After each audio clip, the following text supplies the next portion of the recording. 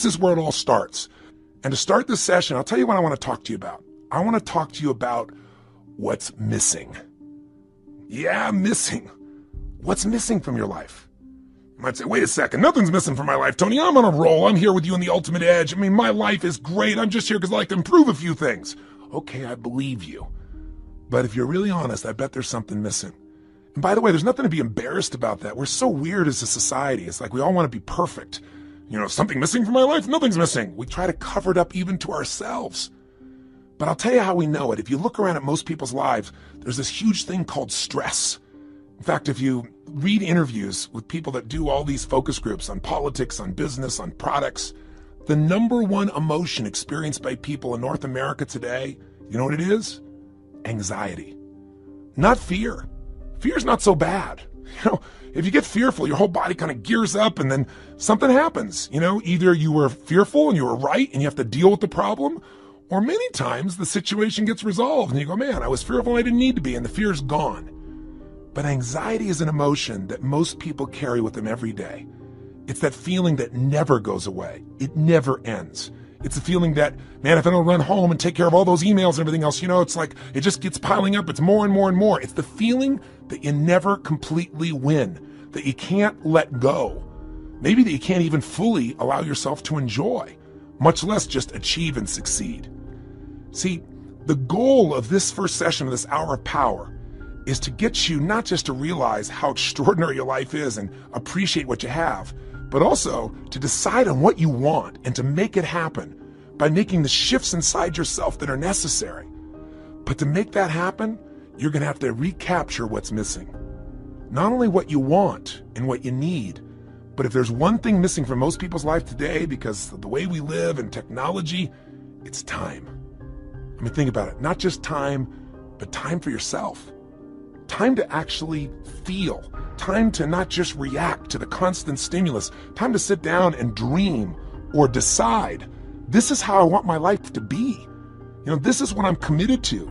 This is how I'm going to live from this day forward. See, most of us are so caught up in making a living and reacting to the Crackberry or your iPhone or another set of emails or someone who's interrupting you in the middle of a conversation to take an email, on their phone, or the buzzing in your pocket, or the stimulus of 1,000 channels. All of this set of triggers, all our normal business demands we have from our families. We want to take care of our families. We want to make a difference in the world and be the strongest we could possibly be. We want to achieve and succeed and be happy. And oh yeah, by the way, we got to deal with terrorism, economies that go up and down. And wow, what happened to that stock market? What happened to that real estate market?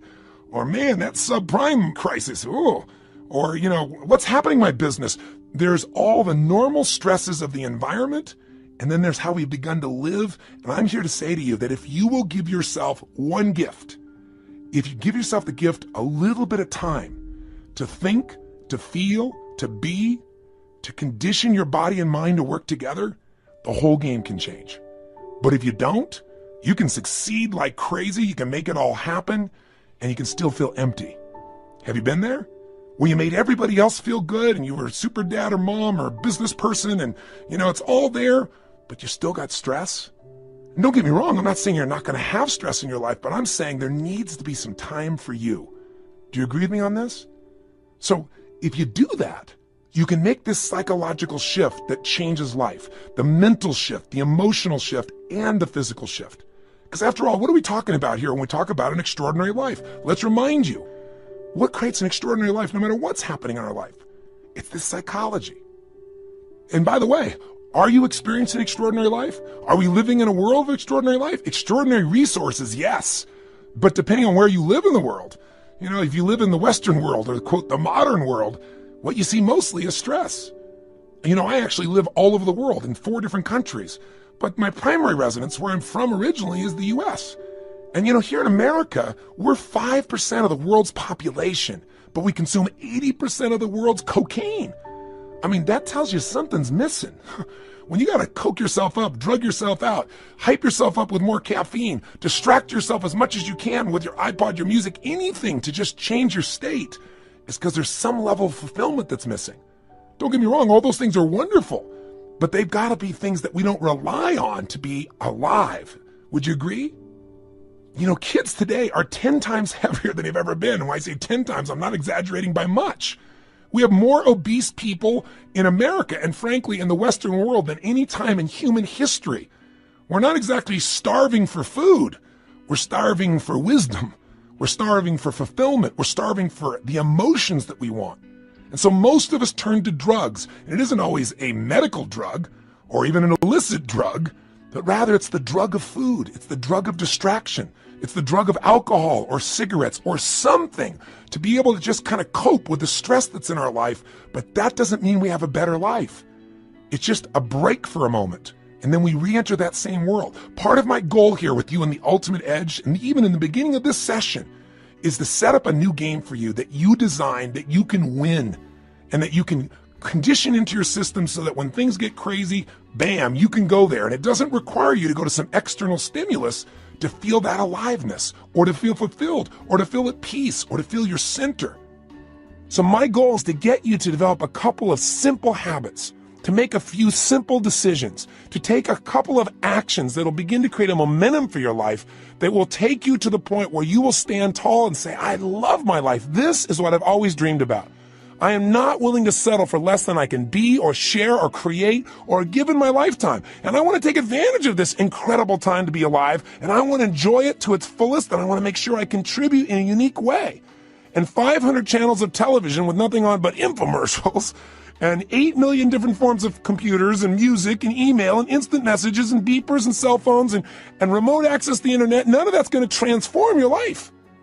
Your life is going to change if you do nothing, because life is changing so rapidly around you. Your body's going to change whether you want it to or not as time goes by. Your relationships are going to change. People are going to die. People are going to pass on.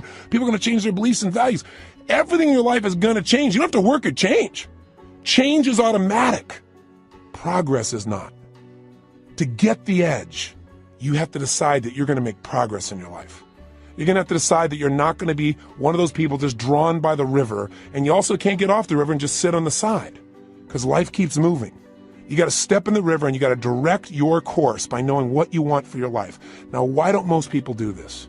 Because most of us are so stressed, we never take time for the thing that's really missing, time for ourselves. And what's really missing is we don't ever contribute to ourselves. We're so busy taking care of our children and worrying about our spouses and our friends and making sure at work we're accomplishing the tasks on time. And the last person who gets taken care of is us. And we live in a society that's supposed to be so selfish, so many people talk about, but the truth of the matter is most of us are working so hard to make sure everybody else is happy that we aren't happy within ourselves. And so I want to talk to you about what's missing. Time for you. I mean, when do we really stop and feel? I mean, really feel, remember who we are and what we're about and what we want from our lives. Most of us never find that time. And so what happens to most of us is, since we're constantly in the action of doing, the old phrase, we're not human doings, we're human beings, it's kind of corny, but it's true. We don't take the time to be. And so what occurs is, out of the stress of doing, constantly competing, trying to make sure we achieve, we contribute, take care of the family, and we make everything happen, most of us, to survive, look for a way to stop and distract ourselves. And so we drug ourselves. And the drug isn't always regular drugs. We don't call it drugs, we call it food. Because you eat enough of that stuff and load up, guess what happens? All of a sudden you relax. Especially if you overeat, all that blood rushes into your stomach, and you start to breathe again. Do you ever notice when you're going, go, go, go, go like this, you're not breathing very much? That creates just a bit of stress. And some people, that's not enough. They get CNN and then they're working on the internet simultaneously and they're getting a conversation on the other side because they figure if they can keep enough things going in their head, they can forget about all the stuff that's stressing them. They don't even care about what's on the television. They don't really care about what they're surfing on the net. They just need an escape. But you'll never escape your way to fulfillment. You'll never escape your way to joy. You'll never escape your way to an extraordinary life. The only way you get that is by deciding what that means to you. What is that extraordinary life? What is that fulfillment? What is it you want? And that's got to be a process that is consistent, not something you do once in a while when you got a birthday with a 0 on the end. Not something that you do, at New Year's where you sit down and go, all right, I better look at my life, see how I'm doing. All right, let's make some resolutions that I know I'm going to break within the week. And then I'll check in on them maybe a year from now, next New Year's, and see how I'm doing. That's called recipe for failure. Do you think most people in life are fulfilled? Or are most people in life stressed? Now let me tell you, stress is a code word for fear. See, when somebody says they're stressed, that's because they don't want to say I'm fearful. You go, no, I'm just stressed. I have all these things to do. Well, why are you stressed about it? Well, if I don't get them done, if you don't get them done, what? Well, then everybody will be upset. Well, what if they are a little upset? Well, well, then I'll have failed. Well, if you fail, what does that mean? Well, you keep on digging. If they fail, they feel like if they failed, then they're worthless. If they're worthless, they won't be loved.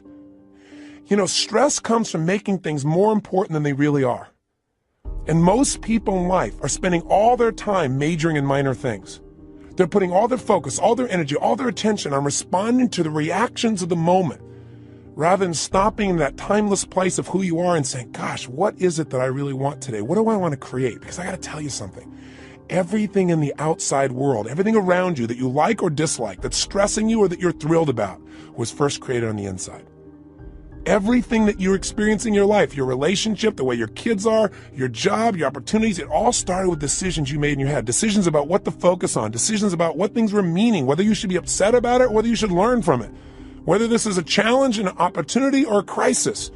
And the decision about what you're going to do, these decisions are shaping your life. You got to understand, getting the edge simply means this: 80% of success in anything in life is psychology.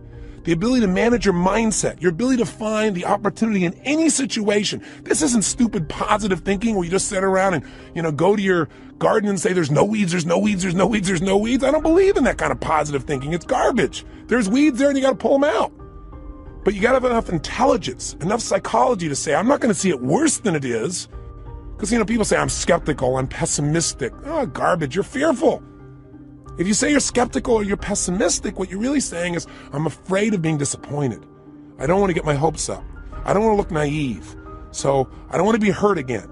But I got news for you. If you're going to have an extraordinary quality of life, if you're going to get the edge in life, where the passion and the juice and the joy and the fulfillment and the happiness and the love and the family is, where the Quan is, like Jerry Maguire talked about, right? Where you got it all. You got the love, the respect, the connection, the contribution, the money, the fun, the fame, the whatever. Whatever your definition of the ultimate level of life, that edge comes when you master your mind and your emotions. But you know what? 20% of your success is mechanics, and they do play a role. And sometimes our mechanics are getting in the way of our psychology. Sometimes we've structured our life where there's no time to think or be. So you say, okay, if you ranted and raved, what am I supposed to do? All right, you start to kind of say, I should take some time for myself. Where am I going to find that? I got to get up. I got to take the kids to school. I got to make it to work. I get it all done. I come back home. I got to pick them up. I got to take them to dance lessons, to soccer. Well, then I got to work on my homework. Then I got to answer all my emails. When am I going to do this stuff? Stop.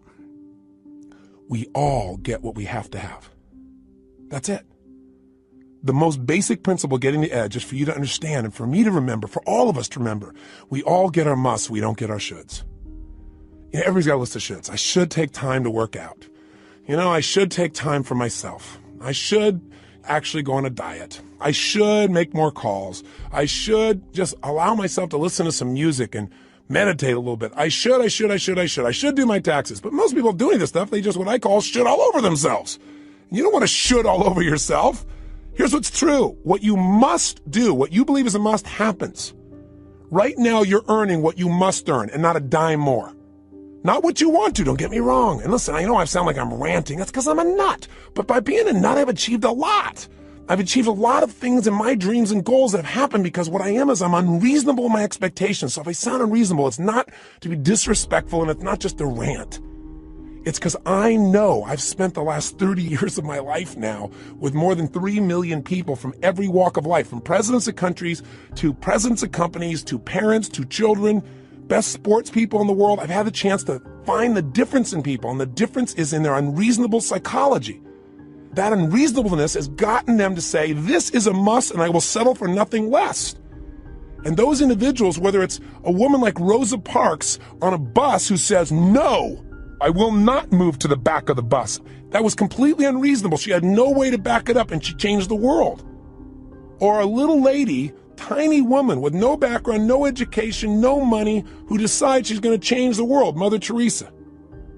Person who, by the power of her will, her psychology, her unreasonableness, by making it a must to help people that no one would help, by making that her must, she changed the world. When she died, every major leader in the world flew. 100,000 people lined the streets to watch a woman who supposedly had no resources. Unreasonable men and women shape the world. If you want to get the edge, you got to get unreasonable. The way you get unreasonable is you turn your shoulds into musts. And I'm here to tell you, you're earning what you must earn. You have the time you must have. If you say to me, I really want a relationship, but I'm not in one, then your relationship's a should and not a must. What's really a must is you don't want to be hurt. It's a must not to be hurt. And if it's a must not to be hurt, you're not going to be in a relationship. Because if you're going to be in a relationship, there's going to be hurts. That's part of the nature of a relationship. But there's going to be more joy than you could ever imagine too. Right? The advantage. You want to get the edge? Get over your fear and tell yourself the truth. We got to take a specific time each day where you break away from the hypnosis of the culture that tells you to settle for less than you can be, that tells you not to get your hopes up, that tells you should protect yourself, that tells you that basically your life cannot be what you dreamed about as a child.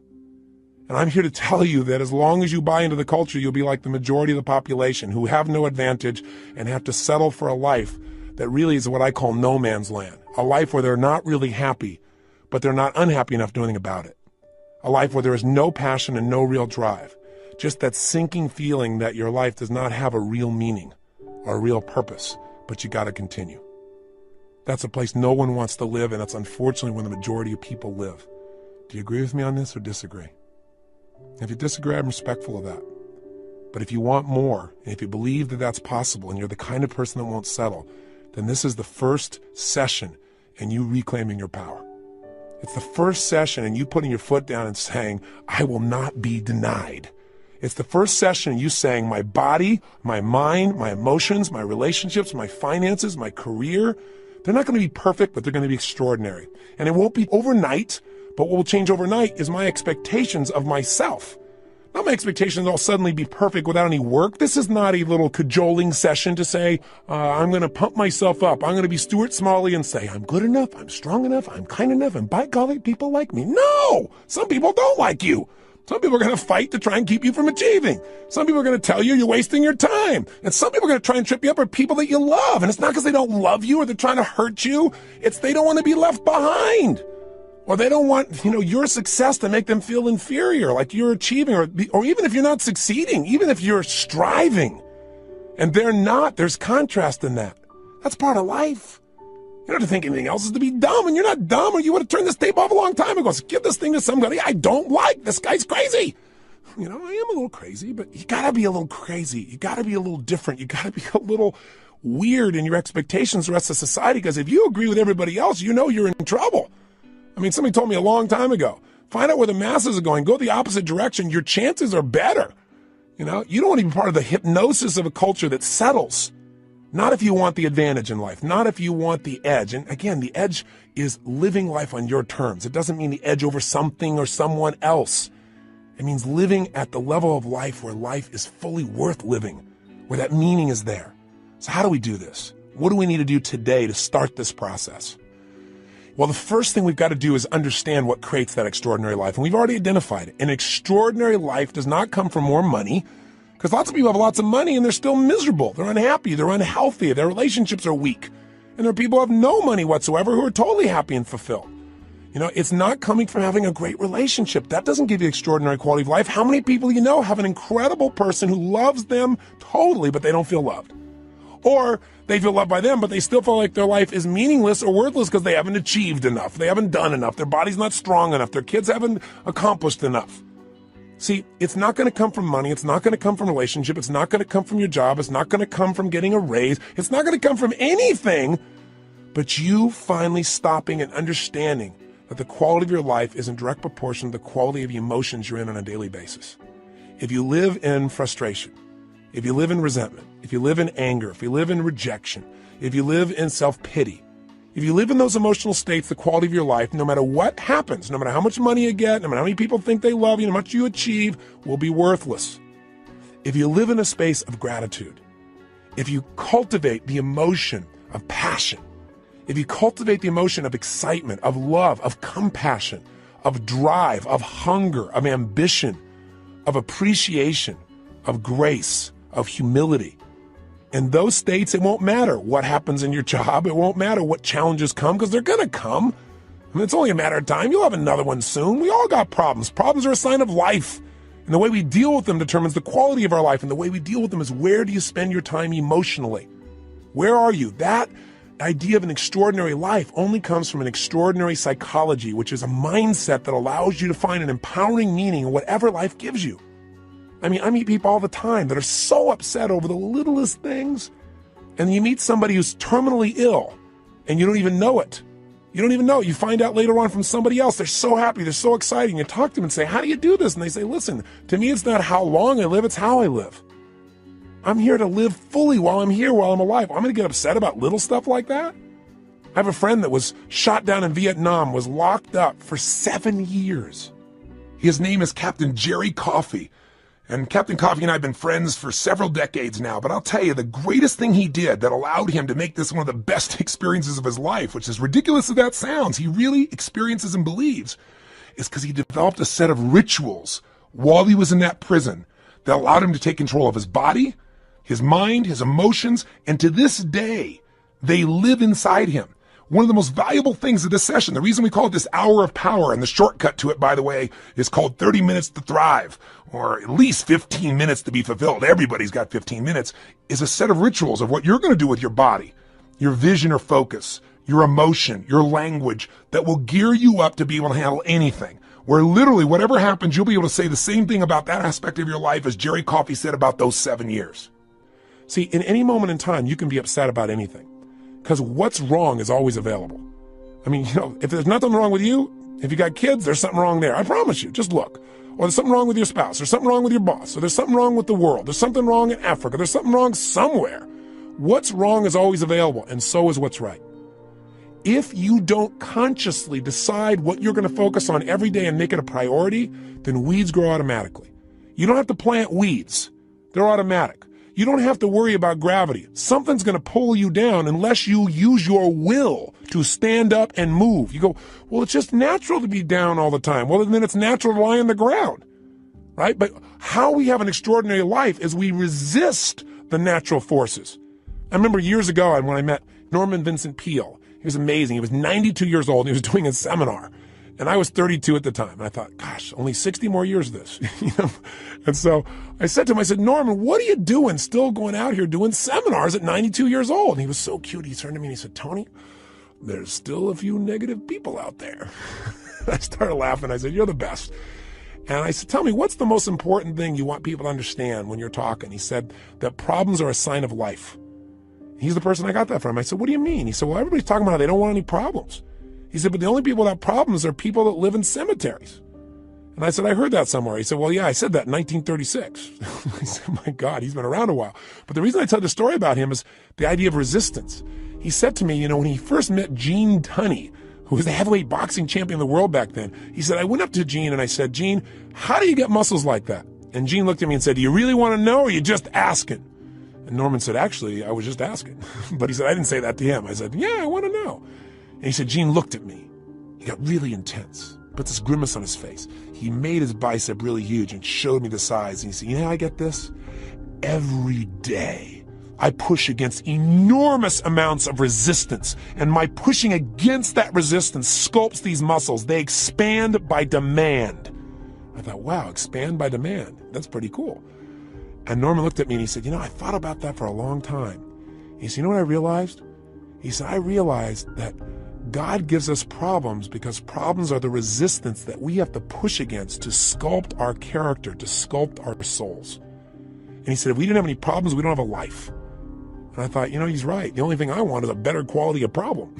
In the beginning, I had the problems like, oh, how do I eat? How do I take care of myself? Then in my business, how do I get someone to show up? Then it was like, oh my God, we can't get a big enough stadium. These are quality problems. I have to remind my team of that. But the reason I tell you that is whether it's a problem or whether it's an opportunity, it comes down to focus. If you're in a lousy state, everything's a problem. When you're feeling strong, when you're in that place, when you feel alive, then all of a sudden what used to be a problem is like, we can handle it. But if you don't do something every day to get yourself in that state first, and you first get hit with stuff, I promise you, you're not going to deal with it the same way. So let's get right to the point here. If you're going to have an extraordinary life, that life where you are juiced, then all that means is you're going to have a life where the primary emotions of your life are the ones you want. See, it doesn't mean that life works out every way you want. Sometimes it rains on your parade. Sometimes the events of your life you can't control, but you can control what it means to you. And when you control what it means to you, you have the ultimate power of your life. You have the edge. The ultimate advantage. See, I'll give you an example. Did you see that movie that won the Academy Award, Life is Beautiful? It's a story of a man who has an extraordinary life. Not because he has more money than anybody else, not because he's in a situation where everything is easy, but because he's alive. He has this joy about him. And by the way, if you've actually ever met Roberto Benigni, the man who plays this character, you know that he lives this way day to day. You know, he was authoring this thing from himself. He's such a joyous guy. And when he won the Academy Award, you never saw so much emotion. He was like a little boy, and everybody loved it because nobody else has the guts to be that way. Or they've forgotten what it feels like to just feel, to be alive. What makes him extraordinary? An extraordinary psychology, an extraordinary mindset, an extraordinary way of looking at the world. And in the movie, the man has that, doesn't he? And who does it affect? Everyone. Everyone within the realm of his influence. His wife feels like the most cherished person on earth, and so does he. Because when you give that kind of love and that kind of joy, people give it back. It's infectious. His son seems so happy, and they're in the middle of the Nazis taking over their country, and if you know the story, I won't run it, you know that they get picked up. And there's such a connection amongst the family that the wife is not being sent away, and she gets on the train with them. And they're in the middle of this camp. This man with his extraordinary psychology figures a way of looking at the situation for his son, presenting it so that his son sees it as a game. Isn't life a game anyway? Instead of this horrible situation. And because he has that perspective, in the end, his family survives. See, if you want your family to survive, if you want them to succeed, if you want them to have joy, if you want your kids to have a lasting love, if you want to be able to give gifts in your life and not just take care of yourself, then you got to have an extraordinary psychology within yourself. It's not where you live physically, it's where you live internally. There are two worlds, the inside world and the outside world. We can't totally control the outside one, but we have absolute control of the inside one. But you know what? Most of us are too busy to take any time to check out and see how it's going on in here. Or we just accept it as this is the status quo. This is who I am. This is my life. Or I'll get to it later. Mañana. I got to handle this first. Something else that's not so important. I want to invite you, my friend, to take the time to say, I'm going to have every day an hour of power. Every day I'm going to have at least 30 minutes to thrive. Or 15 minutes to be fulfilled, for God's sakes, where I'm going to take those 15 minutes and I'm going to focus on everything I'm grateful for. I mean, if we're going to have a life, we got to have time. And the time has to have some specific things we do, and one of those is gratitude. If you want to know what's the quality of your life, how much time do you spend in gratitude? How much time are you grateful and appreciative to the point that emotion wells up in you? I'm feeling it now. I'm so grateful to God. I'm so grateful to have the privilege to serve you right now. So if you can get to that state, everything changes. I'll give you an example. If you think about being fearful, when you're fearful, you're not grateful. And everybody's got fears. Fear they're not enough, fear that it won't work out, fear they won't be loved. Everybody's got that at some level unconsciously. We're human. So you can put the fear aside when you're grateful. I don't just mean intellectually, yeah, I'm grateful for this, I'm grateful for that. I mean stopping, thinking, seeing, and feeling. So I'm going to walk you through a system that includes gratitude. Every day of our life, we got to have a vision. Every day of our life, we got to have something that excites us. When people tell me, oh, I'm bored, I'm tired, that thing is boring. No, you're boring because you don't have something that excites you in your life. You haven't come up with a vision. You haven't come something to move towards. We all need something that's going to make us use more of who we are. Our courage, our passion, our joy, face our fears, build our emotional muscles. But you don't build emotional muscles when you do the same thing day after day after day. What you get is a life that's unfulfilling. So we've got to have a vision. So every day I'm going to take you through a simple process that'll get you to expand your vision so you have a compelling future. That thing that makes you want to get up early. There's a reason. You got to have a reason. And I have friends that have sold their companies. One guy sold his company and made almost $1 billion in cash, about 800 million plus. And he was so excited for about 2 months, maybe 3. But you know what? After that, there's only so much time you want to sit on the beach by yourself because everybody else is working, and doing something and being productive. There's only so many cocktails you can take. There's only so many, movies you can watch. There's a limit to it. What he needed was a new vision. Anytime you achieve a goal, as you get close to it, you better set up the next one real quick, because otherwise it's kind of like postpartum. You were looking forward to that baby, and now you got him. You know, and sometimes in the middle of the night, you're going, what did I do here? Have you ever had that experience? I got 4 kids. I can relate. I hope you can. But you know what? You also have the experience on the other side of it. It's so wonderful. It's kind of like you got to have a vision for what your life's about now. Without a vision, people perish. And you got to have a daily vision that'll excite you. Otherwise, life becomes mundane. And there's nothing worse than an okay life. I told you, you're not going to have that when we're done here. I promise you, if you get this little habit, you won't have to settle for a mundane life. What people are going to go is, what happened to you? Because there's an excitement in creation. There's not a lot of excitement in maintenance. I mean, you have to maintain your body. You got to maintain things, but creating things, that's what God created us for. Gave us the gift to make choices that could create new things, businesses, ideas, families, friends, a garden. And it's available to every one of us. But if you don't got a vision each day, then the day is not going to have much juice, is it? So every day there's got to be a little time for vision, right? Time for gratitude, time for vision. Every day you got to move. I'll tell you why most people are unhappy. They don't move. Look at our lives today. I mean, most people live in a box, don't they? And then what do? They get up in the morning, have a box cereal breakfast, right? And then they get in their box and they drive. And sure enough, they drive to their box office. They go up a box elevator. They type on a box. They talk on a box. They have a box lunch. They drive their box home. They turn on a box to be entertained. And maybe they just really go for the variety and have a cylinder to try and change their state. Listen, life has got to be about movement. When you move, you're alive. Emotion comes from motion. The more you move, the more you feel. Motion in your voice. For me to have this voice change, I'm changing the way I move. You saw me right now, you think I'm a maniac because I'm moving different ways, but that's how you feel. And by the way, the less you move, the less you feel, the less alive you are. If you're totally rigid, totally inflexible, no movement, this is known as death, right? So if you have emotionally, you're stuck, move. So every day you got to move. Now that can be a simple, gentle form of exercise, but it's something that's got to happen. And by the way, if you want a great relationship with anybody, what do you got to have? Some time with them, don't you? How about you? How about you? And not only do you have to have time with them, but maybe have a conversation with them. And most of us got conversations in our head, but we're not directing them. So we're going to show you each day how to have a conversation that you direct, a way of directing your mind, of shaping your mind, of conditioning your mind. It's kind of like going to the gym and just getting in the best shape of your life, but it's the best mental, emotional, spiritual, physical shape. And you don't need me to do it. I don't have to follow you around the rest of your life. This is going to be something you're going to do for yourself. And remember, if you don't do this every day, it's okay. I don't do it every day either. But I'll tell you what I did. I did it for years. I did it for months in a row. The way I shifted myself is I realized I can't do this once in a while. I got to drive it in my body. And I did. The physical change, the focus, the language, until I literally felt it, breathed it, experienced it.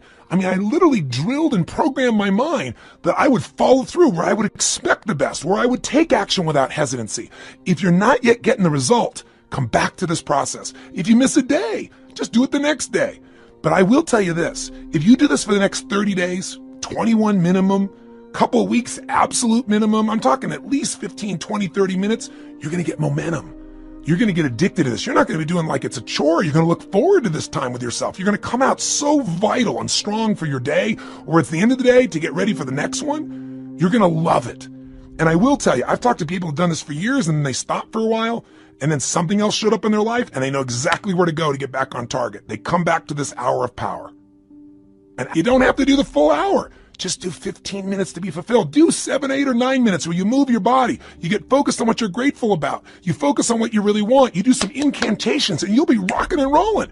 And if you do that, you'll get momentum. Pretty soon you go, oh, let me do at least 15 minutes. Oh, man, this is feeling good. Let me go for a half hour. Don't you deserve at least 30 minutes out of your day? Out of 24 hours? An hour out of 24 hours to have the power and the juice and the excitement and the strength be activated in you? Listen, all this stuff's in you. But if we don't focus, if we don't activate it, we're not going to have the power and fulfillment we deserve. But if you do, I'm telling you, life, whatever you've dreamed about creating or shaping or experiencing, it'll be a cartoon compared to the experience you'll actually have of your life or what you'll really create. I know this not only from my own experience, but from millions of other people who do it. This has got to become your baby, your time. Take it, use it, live it. By the way, this is a process you're going to do for yourself. I'll be here for you on this audio program, this Ultimate Edge, but you don't need me. This becomes a ritual you can do on your own. You ever want to kick in the butt or you want some guidance? Come back here and I'll be here for you. But this is something you can do for the rest of your life. It's not creating any dependency. This is your life. This is your process, and it'll be your reward. So, how does it work? Well, let's do this first. It's time for you to make some discoveries. So I'm going to ask you, just take a moment. And if you have our journal there, you can do it in a journal. You can do it on a piece of paper. You don't make it rules driven. Just do it. Don't just do it in your head. I want you to write down all the emotions you experience in an average week. And on one side, write all the good ones. The other side, all the bad ones. Now, when I say bad ones, there really are no bad emotions, but the ones that are painful and you don't like. So all I want you to do is write them down. And when you write them down, try not to edit them. Don't try and say, well, just do it this way. If you experience this emotion on a consistent basis, doesn't mean every day, but at least once a week, write it down. The ones you consistently feel, not the one once in a while you feel this feeling, because what this is going to tell us is where you're really living right now. This doesn't tell me your income. I don't care. But I care about what you're passionate about. I care about what hurts you. I care about what you love. I care about what moves you. And you do too. And you don't even have to tell me the what's. Let's just figure out the feelings first. So please take a moment right now, because now we're going to begin to stop talking and we're going to start the process of doing. First step here is let's figure out where you are. Write down now, on one side, all the emotions you consistently feel in a week that are positive. On the other side, all negative. So stop the tape right now, or if it's a CD, just pause it and get yourself to this right now. Go ahead. Are you still listening? I'm not going to continue until you do this. Come on here. You got to get there right. Don't just listen. Okay, if you're in your car and you say you can't do it, then turn off the CD or tape, stop it, pause it, and do it in your head at least. Or pull the car over. You're worth figuring out where you are. Cars are going to go by. You're going to drive the rest of your life. You're still going to get there. It'll take 3 minutes. Come on, be one of the few who do. Pull over. That's it. Pull over right now. Sit down and write this out just for a second. I promise you it'll be worth it. Go ahead and do it. Do it right now.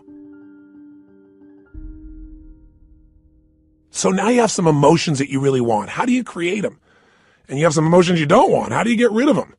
What if I told you you literally could change how you feel in an instant? Well, you know this is true from your past experience at times, right? There are times where you're totally upset and then something got your attention and now you're laughing. You know, people can be literally at a funeral and they're in a terrible place and all of a sudden something cracks them up. I mean, it's pretty rare, but it has happened. People can be in a place where they're in the worst situation and somehow they find all their determination. How to do that specifically is what I want to show you real quickly now. And I'm going to give you a quick overview of it, but I'll give it to you in 3 parts. 3 things you need to feel anything. These are the reasons why you feel anything. In other words, if you feel sad or upset or frustrated or depressed, there's only 3 reasons. And if you change any one of these 3, you're going to change how you feel. And if you change all 3, you'll change how you feel completely. If you're feeling happy, if you're feeling excited, if you're feeling euphoric, if you're on a roll and you want to know why you feel that way, yeah, maybe great things are happening in your life, but there's a reason why you feel that way in this moment. Sometimes you have great things happen in your life and you still don't feel great. So how do you do that? There's 3 reasons. 3 things have to be in place for you to feel great. I call these 3 reasons the triad because there are 3 patterns that if you do these 3 patterns in your body in a certain way, you'll get a certain result, and it's like a recipe. You do one recipe, you get one result. You do another one, you get a different result. You get one kind of cake or another. So let's give you an example. I have an initial seminar, an immersion, where in one weekend, people get massive momentum to change their life. It's called Unleash the Power Within. It's a chance in a weekend to really step up and say, I'm going to transform it. I don't care if it's my body, my emotions, a fear, my job. It's time to do it. And we put people in an environment for 3 days of total immersion. That is a blast. And people come out transformed. That process, though, very often, one of the first things I'll do is I'll ask people, what do you really want? I'll take people in the audience. We got 1,500, 2,000 people in that type of program usually, and they'll say, oh, well, I want to make, $1 million. I want to make $1 billion. I want to help my kids get through school. I want to have more confidence. I want to lose 57 pounds. I say, okay, great. Why do you want these things? If you lost the 57 pounds, if you made the $1 billion, what are you going to get? And sooner or later they'd say, well, if I change the world, it'll make a difference. And I'll say, yeah, but what will that give you? And eventually say, well, it'll make me feel good, like my life had meaning. Or they'll say, if I lost 47 pounds, I'd feel more sexy or I'd feel more energetic. Or they'd say, if I made this money, I'd feel freedom or power or secure. Whatever it is you want, you only want it because you think it's going to give you a feeling. And the truth of the matter is you can have that feeling right now if you just change these 3 patterns I'm going to tell you about. So the first pattern that determines how you feel is not the event, but what you do with your body in this moment. Right now, you're feeling, whatever you're feeling right now as you're listening to me, is related first to how you're using your body. If you're slumped over, if you've not been using it, if you're tired, you probably feel different than if you're listening to me walking right now as an example. Now, I'll give you a more specific example. If I were to tell you that there was a depressed person behind curtain number 1 over here, and for a $100,000 donation to your favorite charity, if you could describe them physically without seeing them, I bet you could do it, couldn't you? What's their posture like? Say it or think it at least. You can say it. No one's going to hear it. You're probably in the car. You're walking. People talk on phones all the time. They don't know what's going on. Speak to me. Seriously, what's their body like? First, their posture's probably what? Slumped. Where are their eyes? Down. Where's their head? Down. What's their breathing like? Full or shallow? Of course it's shallow. Their facial expression, up and tight or slack? You know it's slack. Now, how come you know all these things without me telling you? Because you've practiced this stuff before, haven't you? We all have if we've ever experienced this. Now, if you do this with your body, I don't care who we are, if you do these things to your body, you're going to feel lousy. You're going to feel depressed. Now, if you change the way you use your body, if you put your shoulders back, if you breathe, if you use your voice in a different way, if you move or gesture at a different tempo, it's hard to feel depressed in that way. In fact, there was a research study that was done early in my career that was done at UC Berkeley. And they did something that sounded insane. Traditionally, if somebody's depressed, if they go to a traditional psychiatric approach, today we live with a philosophy that depression is merely a Prozac deficiency. That we live in this world today that if things aren't working out, let's not resolve what's going on inside you. Let's just drug you. It's called better living through chemistry. Yeah, just drug you and keep on going. We do the same thing with kids today. We got this attention deficit disorder. They've now upgraded it to ADHD, attention deficit hyperactive disorder. This couldn't be the fact that kids are overstimulated, don't get enough focus or attention, and don't know how to use their energy in a world where things are going so slow when they're learning in school compared to how they are on the internet or on MTV or anything else. It must be that we should drug them into submission so they get as slow as us and we're comfortable. It's an interesting way that we look at life today. The truth of the matter is these kids are using their bodies in ways that aren't acceptable, but they're not being directed. We go for the quick hit. We want the instant solution, even if it isn't the long-term solution that makes us more healthy. You can get a solution, but it may not be sustainable in a healthful way. The bottom line is, in that approach, we usually drug people. So at UC Berkeley, they tried something different. No drugs. Did something you're going to think sounds so stupid. Here's all they did. They came up with a simple approach. They took people that were clinically depressed. This means you achieved high levels of depression. You've got certification now. You are clinically depressed. You are an achiever at the depression level. This means you've practiced this pattern on a regular basis. And they took them, and by the way, I know I'm sounding obnoxious right now. I'm not trying to make depression sound like these people are terrible, because I felt it in my life a long time ago too, but I don't go there anymore because I know exactly what creates it. And I want to break the pattern of us thinking we're not in control. So please understand where I'm really coming from. But the point is, here's what they did. They had people come for 4 weeks, stand in front of this mirror that has 3 parts to it, and do one silly thing. Grin from ear to ear. And they had to make them smile for no good reason for 20 minutes. Now, when they're doing this, they had a grin so big that they created crow's feet on the side of the eyes. You know, that little set of lines you're smiling so big? Now, interesting, they keep their shoulders back while they're doing this and breathe fully. You go, dumb idea. But what happened? Not a single person was able to remain depressed, including a woman who claimed that she was depressed even while she slept, which is one heck of an accomplishment. And you know what's interesting? At the end of these 20 days, many of them had no need for medication anymore, and that's all they changed. Only one part of what we call their triad. Just the physical part. That's how powerful it is. See, if you rise up, if you move up, if you use your body in a totally different way, you're going to feel different. Emotion is created by motion. See, we have 80 muscles in our face. How many of them are you using consciously? Are you doing anything different with your body so you can feel different? Or do you do the same things so you feel the same things? You look at your list you have written down there. That list represents a few patterns that you do in your body on a regular basis and you don't even think about it. And whenever you do it, you're going to feel it. Some make you feel good when you do that. Some make you feel bad. By the way, when you think about a movement, to breathe, you got to move. To sing, you got to move. To speak. If I start talking like this, I'm moving organs in my body in a different way than if I start speaking more like this.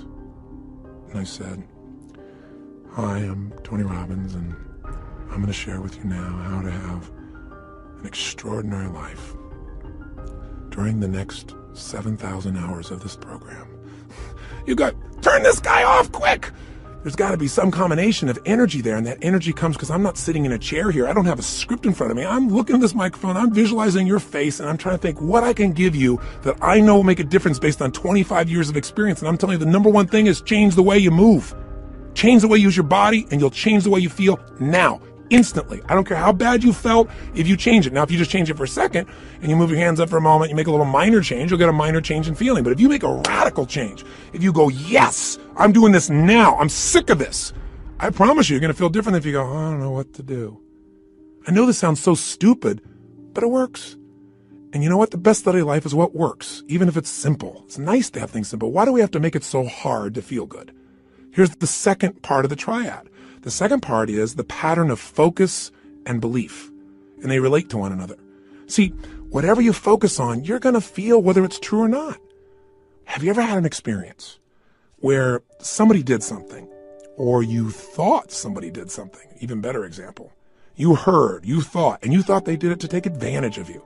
And as you focused on that, you got angry or sad or hurt.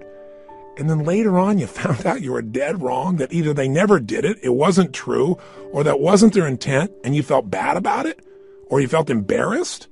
How can that be? Because whatever we focus on, we feel, whether it's true or not. Focus equals feeling, just like the way you move affects your feeling. See, right now, if I said to you, what are you juiced about in your life? What could you be excited about? If you really wanted to be excited in your life right now, what could you be excited about? Or what are you proud of? Or what could you be proud of if you wanted to be proud? Or who in your life do you really love? Who loves you? Think about it for a moment. Who do you really love? Who loves you? By the way, how does that feel when you focus on or you think about someone you love? See, whatever you focus on, you're going to feel. Focus equals reality to the individual, even though it's not reality in actuality. I'll say that again. Focus equals reality to the individual, even though it's not reality in actuality.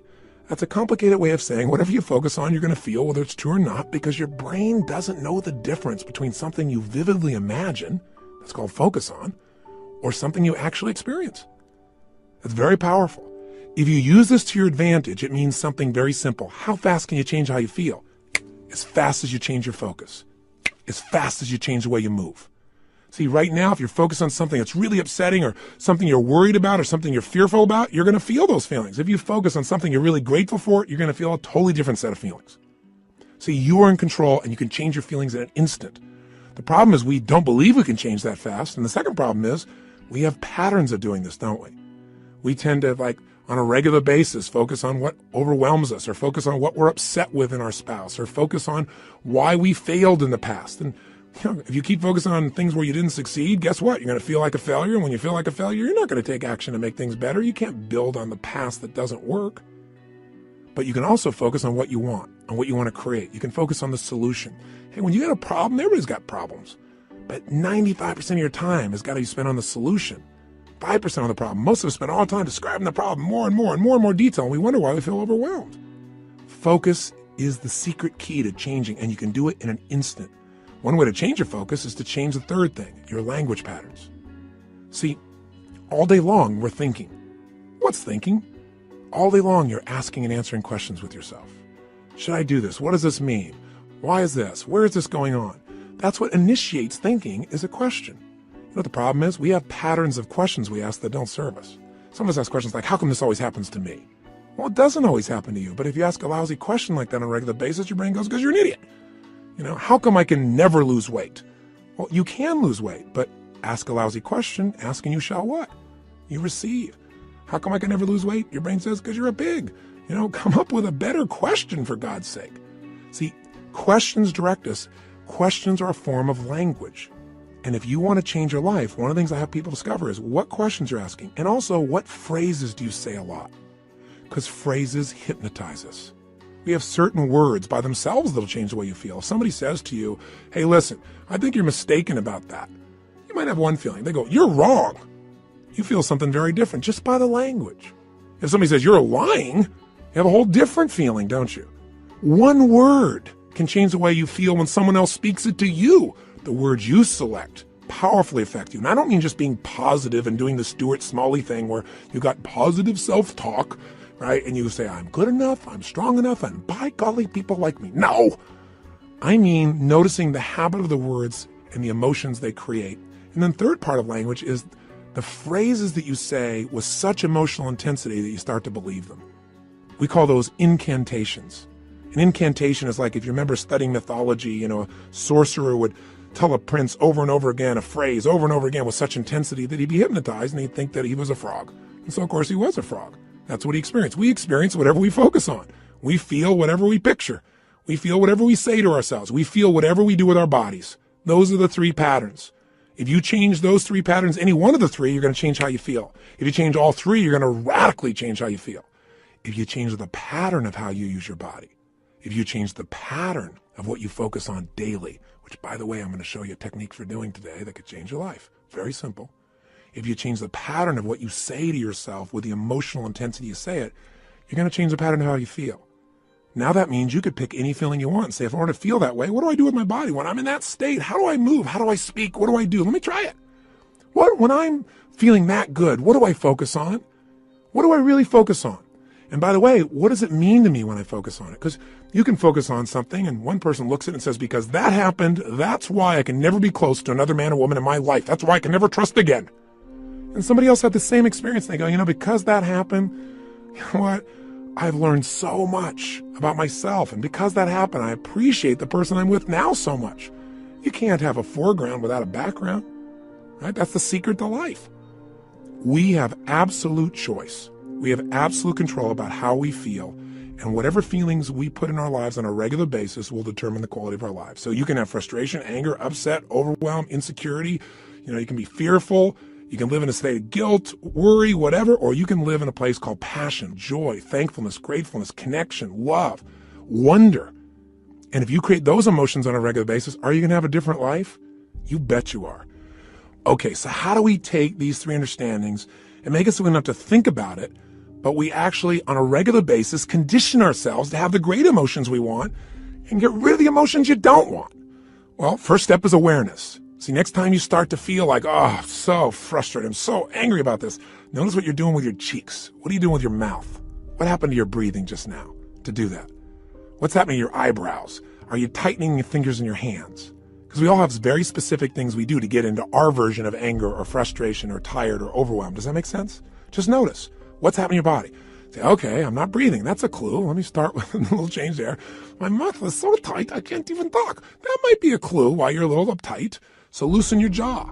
Second thing, okay, what am I focusing on? I'm focusing on how, this isn't working. Now, to help you understand the belief part, ask yourself, in order to feel this way, what would I have to believe? In order to be frustrated, what would I have to believe? I have to believe that it should be better than it is, and it's not, and it's not working. Well, maybe it isn't working, but is that going to help you to focus on it isn't working? Let's focus on what we can do. Or if you say, I feel like it's hopeless because in order to feel hopeless, I have to believe that there's nothing I can do. Is that really true? Is there's nothing you can do? Or are you just caught up in a state? Are you just caught up in a pattern? See, if you ask yourself, what do I have to believe to feel this way? It'll help you to break that part of the triad, because you'll start to say, yeah, that isn't really even true. All right, so that'll help you there. Third part of awareness is to say, okay, what am I saying to myself? Why do they do this? How come they always do these things? Why don't they ever listen? Well, I'm asking a lot of lousy questions, because they may listen sometimes, but I'm saying they don't. I'm saying it with total intensity. Of course I'm going to feel bad. Let me change what I'm saying. Let me change what I'm asking. How can I turn this around? And what do I need to focus on to make this work? What's the truth here? Maybe I can't control it all, but I can control what it means to me. What does this really mean? If you just have that awareness and you break your pattern, you can get out of a negative emotion in a moment. Then you can say, well, how do I want to feel? To feel like that, what would I have to focus on right now? What would I have to believe? I have to believe, I can turn anything around. I may not like it, but I can make it happen. It's just another challenge that God's given me to sculpt my soul. Throw it at me. That's what this is about. Now, here's what you can do that'll make this part of your life. You make it a simple ritual.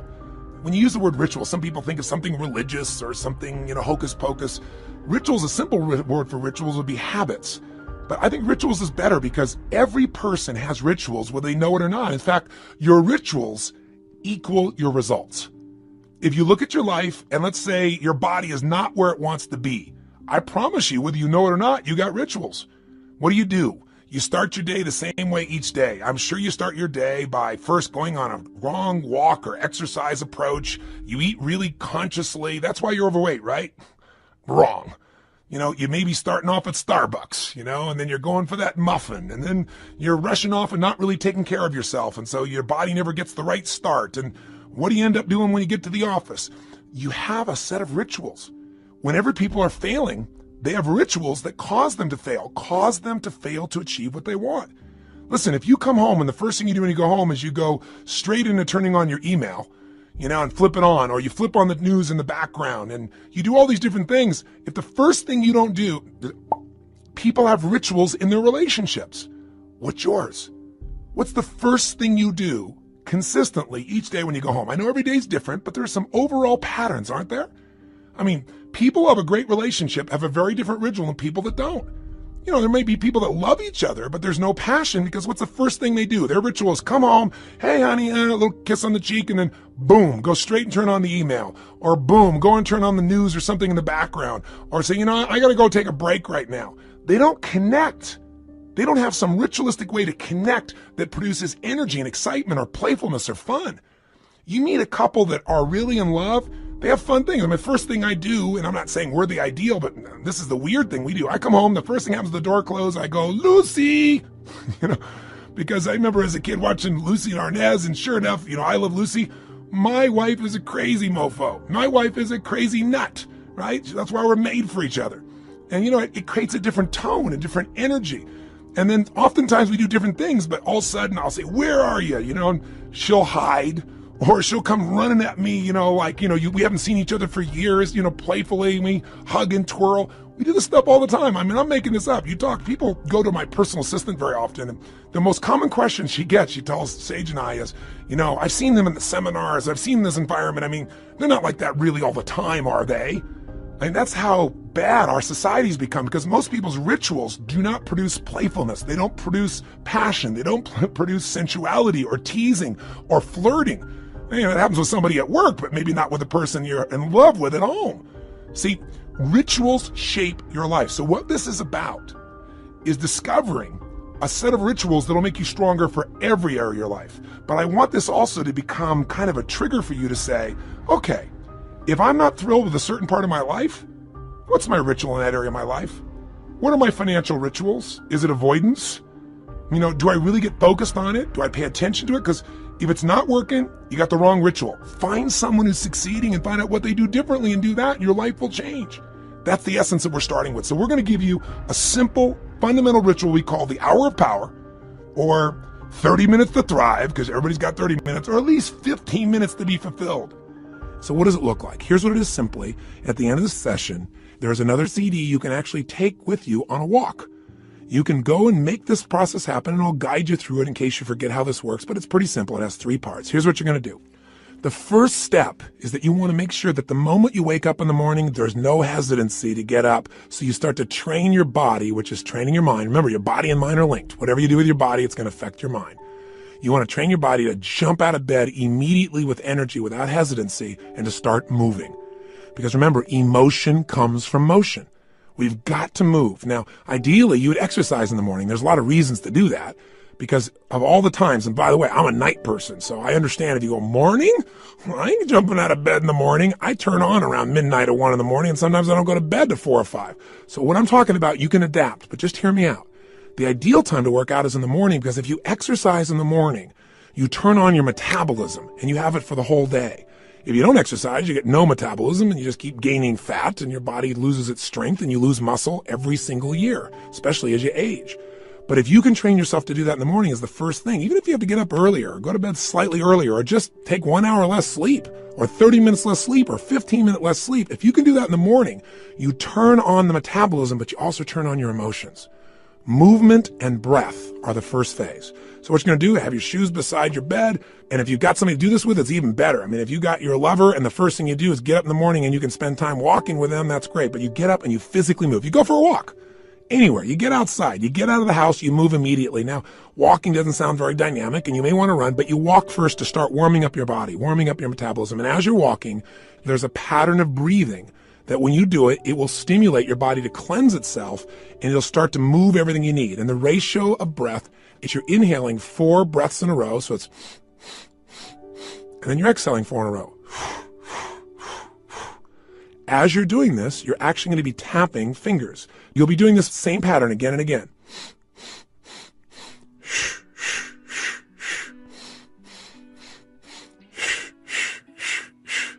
This pattern of breathing will alter your state. You will literally, after doing this for about 5 minutes, begin to feel radically different. Now, you're going to inhale through your nose, as you probably heard, and exhale out your mouth.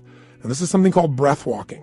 There have been studies done on this at MIT, and it literally alters brain functioning, but you don't have to know the studies to be able to feel what it does in your system.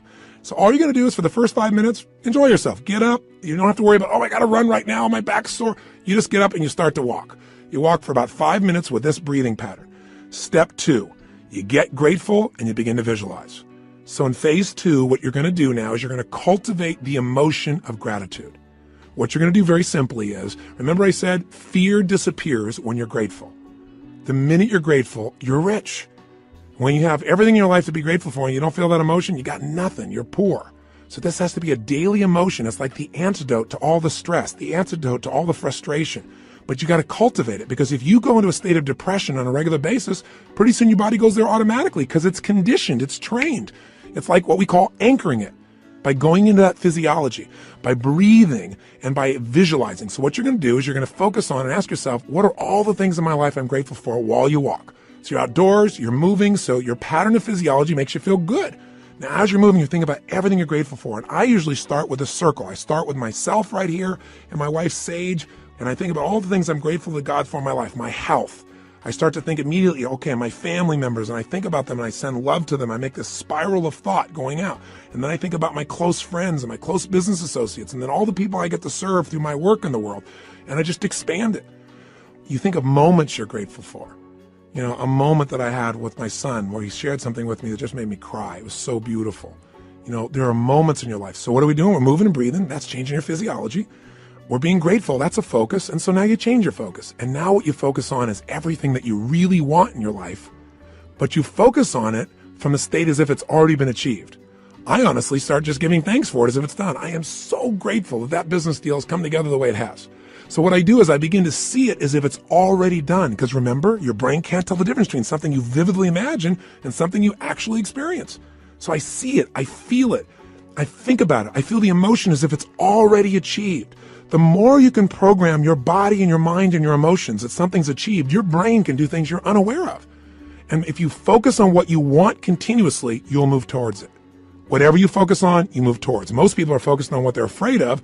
So as an example, when somebody's out of control in a car, they immediately look at the wall they don't want to hit. And of course, as they look at it, they steer right into it. The same thing happens in life. Wherever you focus, that's where you go. Don't focus on what you fear. Focus on what you want and make it real. The more certain you are that what you want can happen, the easier it is for your brain to figure a way. When you say this is important, your brain starts noticing anything that'll get you to what's important. And if you believe it's already happened, you know enough about life that when you have that kind of certainty, your brain will find the way. Now you start focusing on today. What do you want to create today? You think about meetings you're going to have. What do you want to make that happen? Instead of going, oh, I got to go to this meeting. What do I want? Most people think about what they have to do. Think about what you want to do. Who do you want to turn on, excite, make happy? Who do you want to make laugh? What do you want to achieve there? What do you want to accomplish? See, the more you can see it in advance, you got to remember, everything that's in your outside world started in your inside world. Everything in my life, my kids, my businesses, this conversation with you started as something in my head, and now it's real.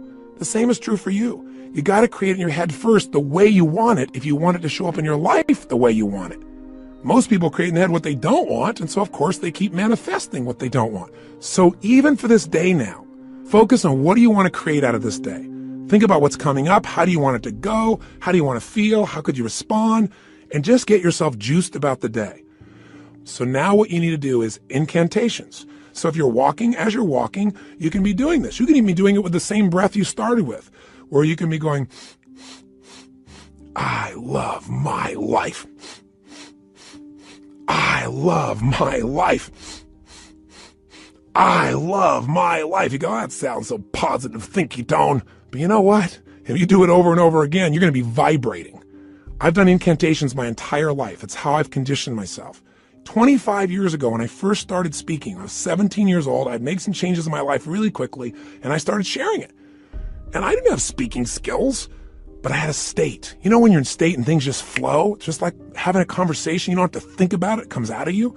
But I made myself get in state because I was fearful. So I said, I got to focus on how to serve, not on am I going to do a good job. I need to focus on giving, not on how am I going to do. If you focus on how you're going to do, you're going to get worried. So I created an incantation, and I've done it for 25 years before I go on stage every single time. If anyone's been backstage, they'll see what I do. I make a big change in my body, take an explosive breath, shh, and I do this thing I call a power move that stimulates my body so I'm at the strongest state I can be.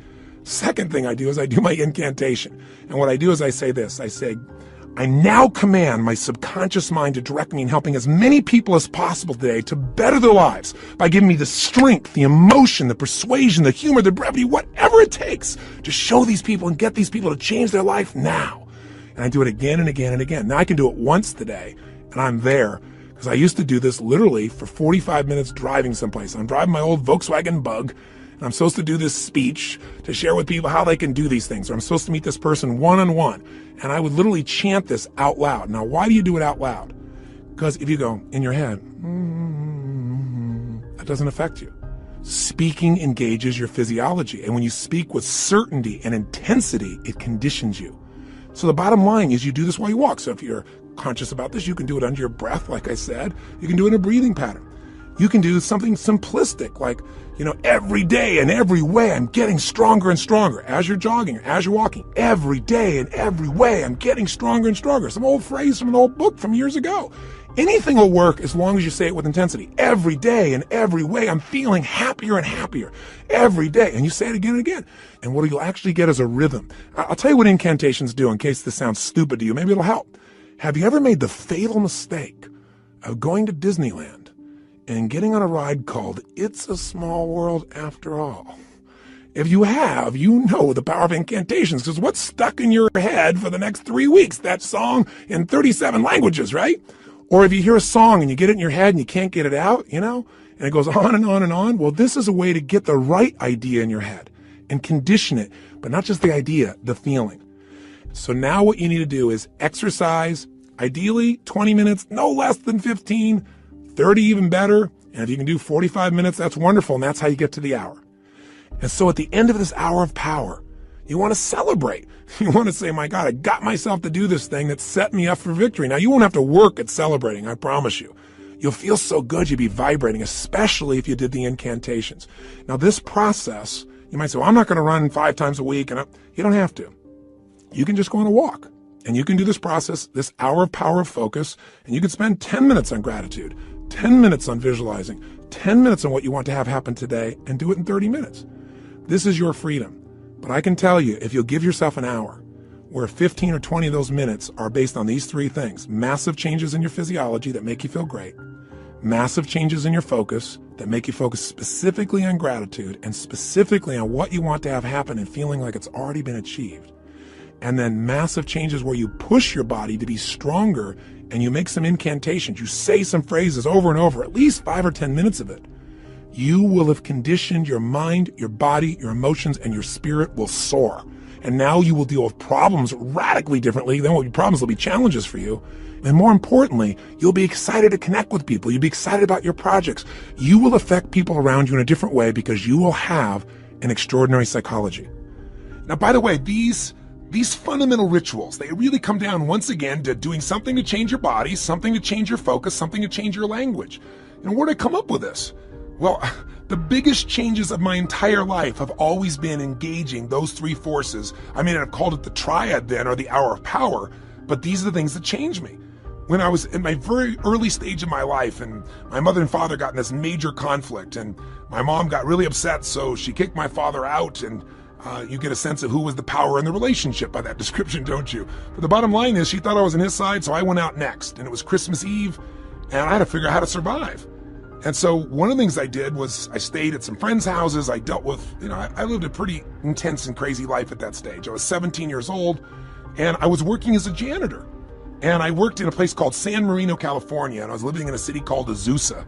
I was still in high school, and I would literally take buses to be able to get to this place in San Marino. I worked with 2 banks, Security Pacific Bank and Lloyd's. And I loved being a janitor because I could work in the middle of the night, and you got paid for results. instead of lollygagging along, man, I kicked butt. I went in there, put, the equivalent of my iTunes on, but in those days, it was this big 8-track portable player. That shows you how ancient I am. But I carried it around from room to room, and man, I just kicked butt. And I got through that thing, they gave me 6 hours to do, and I think I used to do it, if I remember right, like in 3.5 or 4. But it took hours to get there, hours to get back. Not just one bus, but I had to make connections on them. So long story short, I'm doing this, I'm not getting much sleep and getting up in the morning, going to school, and I'm burning out, but I'm still sticking with it. And I'm upset with my mom because I feel like she is not listening to me. And frankly, this is not an attack on my mom. Thank God she did this. This made me so strong. At the time, I hated her guts, honestly. But, she was pushing me in ways I didn't really realize at the time. You don't always understand as a kid. I just had my own story about it. But all I knew was I was trying to survive. And the bottom line of the story, and the reason I'm telling you this in terms of rituals is this. I'd finish maybe 1:30, 1 o'clock in the morning, and then I'd get out there and I'd jump on that late night bus and start the long journey home.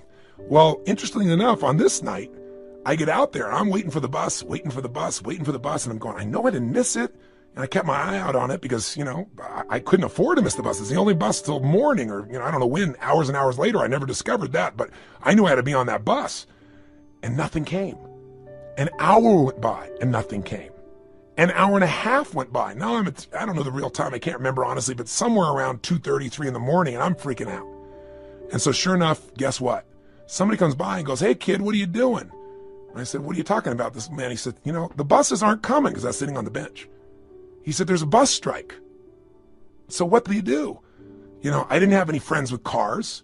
I couldn't, quote, call home and get a lift. So I finally thought, I got to get home. And I started walking. I thought, at this pace of walking, I am never going to get there. So inside of me, something just snapped. Something got mad. Something got intense. And what I started to do is started to jog. I thought, I can't jog all this way home. And then something inside of me went, you're going to find the way. You're going to find the way. And I started doing these incantations. In those days, I'd just started reading these books on programming my mind, some of those old basic books. And I started, as I was jogging, going, every day in every way, I'm getting stronger and stronger. Every day in every way, I'm getting stronger and stronger. And then after doing this over and over again, it became like an addiction. You ever had one of those songs get stuck in your head? Did you ever make that fatal mistake of going to Disneyland and riding on that ride called It's a Small World After All? And then that song is stuck in your head for like next 3 weeks in 167 languages. Well, this can happen in a positive way. This incantation, I kept changing. I'm getting healthier and healthier. I'm getting stronger and stronger. Honestly, I think in the very beginning I went, I'm going to show her. I'm going to show her. It was anger initially, honestly. I'm going to show my mom she can't stop me kind of thing. And then it converted into joy. I ran from San Marino to Azusa. How long is that accurately? I can't tell you to the exact mile, but it's roughly 12 miles. I'd never run 3 miles in my life. But I want to tell you something. At the end of that run, I never felt stronger in my entire life. I felt like I could storm through anything. Nothing was going to stop me. And that created a whole new momentum in my life. And what was it? Physiology, focus, and language at the most intense level. And literally to this day, when I have faced things in my life over the last 20, 30 years, I can pull back up that moment, that experience without even thinking about it. It almost gave me, it's like it made that fundamental muscle. Now, after that time in my life started to take off. And eventually, obviously, mended things with my mom and my family, and everything became beautiful. And equally importantly, I grew as a man. I wasn't a stupid boy who was just focused on himself. I really started to shift how I could contribute, how I could grow, how I could make a difference. And in a short period of time, at a very young age, here I was, a very successful young man. I was written up in newspapers and magazines. My nickname was Wonder Boy. My ego started to grow real big, And the interesting thing happened was, I then got beyond my comfort zone. I started feeling that third pillar. I didn't call it then, but I started feeling these inner conflicts. I mentioned this when I talked to you a little bit in that first session on decisions and destiny, but I found myself in a place where I was making a lot of money. And I grew up very poor. And I had this blueprint, this mindset that said, man, I've gone through, 3 divorces with my mom. I've seen these men come and go. All of those arguments were based on financial stress. That's the story I had in my head. Obviously, it was more than that. They had conflicts in their values and their beliefs, but I simplified it to that. So I thought, man, if I can earn enough money, I can make everybody happy. Love will be there. But it's not what happened. I went back and started hanging out with my friends, and all of a sudden, they started like, yeah, you got money now. And I had all this judgment. I was never doing it for money. I was doing it because I wanted to make a difference, and I wanted to have some financial freedom too. So you know what I started doing? I started to sabotage myself. I didn't do it consciously. I did it unconsciously. Started not showing up for key meetings. Started showing up late. Started snapping at people. And I'm a loving guy, and I'd feel bad about it. And then I'd apologize to the person, but then I'd go do it again. It was like unconsciously. I wanted to get back to where I knew everybody would be okay with me. It'd be okay if I was successful, but not too financially successful. And the bottom line is, if you've heard the story of my life before, people come up and say, how did you change your life? When you're back there in Venice, that's where I was. I lost everything financially. I moved into this cheap little, one-room bachelor apartment, not a bedroom, just one room. I was living in that room. I had my little cooking plate I had. I used to wash my dishes in the bathtub. 2516 Pacific Avenue, apartment 3A, if you ever want to check it out. I literally went back there years ago and knocked on the door to see who was living there and see if I could help them out, see if lightning could strike twice in the same place. That's a whole nother story I'll tell you sometime. But the point is, I found myself in this place where I was waking up each day feeling sorry for myself. My life was a mess. I was watching television all the time. I was eating to try and fill myself up because I wasn't filled up emotionally. And I gained 38 pounds in about 2.5 months. And again, that's not easy to do. So, what did I do? I kept eating and just not moving as much as possible. But what changed me was a series of events, one in particular, but a series of them that really made me feel humiliated, made me look at my life and say, man, somewhere inside of me, I know I'm more than what I'm demonstrating mentally and emotionally and physically and financially and spiritually. And the day that all snapped for me, the way I changed it was with the same ritual. I didn't think about it consciously. I just went, look, I got this big gut. I got no energy. I feel like I got no control over my life. So I decided I was going to go on a run. Now, going on a run is not something I'd done for several years at that point, at least a year and a half. And I had this big gut. And so I put on in those days what used to be known as a Walkman. Don't know if you're ancient enough to remember those as well. You can see how I was moved from 8 tracks all the way into the Walkman, this giant little device with a headphone. And I remember I played some music from a group called Heart. Do you remember them? They had a song called Barracuda. And I got on that beach and I ran as hard as I could humanly run until I felt like I was going to spit up blood, and I kept on doing it. I didn't know what I was doing at the time, but you know what I was doing. I was making a big change in my physiology. And I used the music to put myself in a peak state of focus. And when I was done, I took out this journal, I wrote a line down the middle of the page, and on one side I wrote everything I was committed to having in my life. Everything. And the other side I wrote everything I'm committed to not having in my life, which is most of how I was living. The relationship I was in, the way I was living physically, the way I was financially. I didn't even know how I was going to change, but I had an absolute vision for what I wanted. I was in a peak state physically, and I started doing incantations. I started doing these. I started going, God's wealth is circulating in my life. His wealth flows to me in avalanches of abundance. All my needs, desires, and goals are met instantaneously by infinite intelligence, for I am one with God and God is everything. I remember it so vividly. I'm not looking at some script right now. I remember it vividly because I did it day after day after day. And I didn't just say these over and over again. I visualized God's wealth is circulating in my life, and I see the wealth of God coming to me in the form of love and joy and connection and making a difference. His wealth flows to me in avalanches of abundance, and I'd imagine avalanches of joy, of happiness, of impact, of money, of love, of fun, everything. I'd image it. I'd feel it in my body, see what's happening. God's wealth is circulating in my life. His wealth flows to me in avalanches of abundance. All my needs, desires, and goals are met instantaneously by infinite intelligence. And I would say it with that intensity and see it. For I'm one with God and God is everything. Over and over and over and over again, till I would wake up thinking these thoughts. God's wealth is circulating in my life. I would feel this connection to God. I'd feel this connection to nature. I'd feel this sense of abundance. And sure enough, whatever you focus on, where focus goes, energy flows. I started looking for answers. What did I do? An hour of power. And I continue to do this today. Anytime I want to strengthen myself, and sometimes I'm not even trying to strengthen, I just want to get in the state of momentum, I go and do my hour of power. And I do it different ways, but it always includes a change in the physiology, my focus, my language, my sense of vision and gratitude. And I can do it different times and create all kinds of variety and use music and elements, but it never leaves me.